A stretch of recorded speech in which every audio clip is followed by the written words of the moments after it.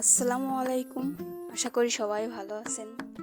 শুক্রবার মানেই একটা মনের ভিতর আনন্দ আনন্দ মনে হয়। তো ঈদের মতোই শুক্রবার ছুটির দিন, সবাই বাসায় থাকে, সবার হাজব্যান্ড সবাইদের নিয়ে যায় ঘুরতে। তো আমাদেরও নিয়ে যাই ঘুরতে, আমরা ঘুরি। প্রতি শুক্রবার আসলে কোথাও না কোথাও যাই, কিছু খাই। তো ভাবলাম যাই আছে উপকরণ ঘরের ভিতর একটু মজা করাই যাক। শুক্রবার মানেই তো খাওয়া, আমি তাই মনে করি। বাচ্চা কাচ্চাও ভাবে যে শুক্রবারে বাবা বাইরে নিয়ে যাবে, আমরা খেতে যাব, এটাই। তো কিছু না ভেবেই ছটপট করে ঘরে যা ছিল উপকরণ তাই দিয়ে একটু রোস্ট করলাম। তো 4 পিস ছিল, খেতে অনেক মজাই হয়েছে। তো আমার হাজব্যান্ড বলতেছিল যে তুমি এটা কোথায় পেলে? তো আমি বলছিলাম যে ঘরে ফ্রিজে রয়েছে 4 টুকরা, তা দেখি কিছু করি।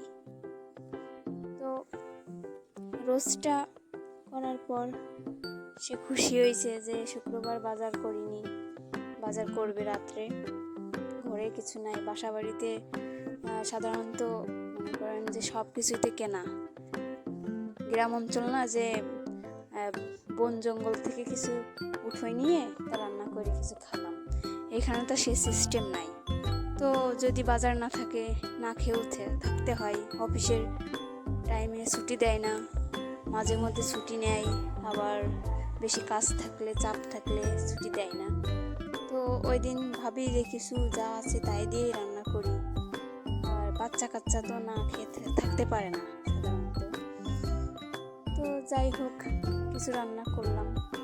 তো আমার হাজব্যান্ড রাত্রে কালকে বেশি অসুস্থ হয়ে পড়ছে, ঘুমোতে দিইনি, আমিও ঘুমাইনি।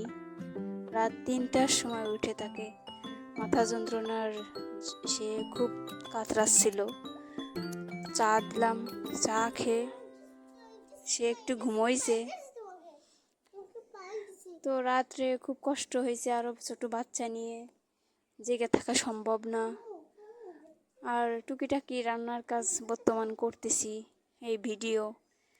তো যদি আমার ভিডিও ভালো লাগে তো আমারে একটু কমেন্ট করবেন, আমাকেও আপনারা পাবেন পাশে। যতদূর আগাতে পারি তো আপনাদেরকেও একসাথেই এগিয়ে নিয়ে যাওয়ার আশা আছে। তো আমি যদি কখনো আপনাদের কাছে ভুল করে থাকি তো আমারে ক্ষমার দৃষ্টিতে দেখবেন। প্রথম এই রান্নার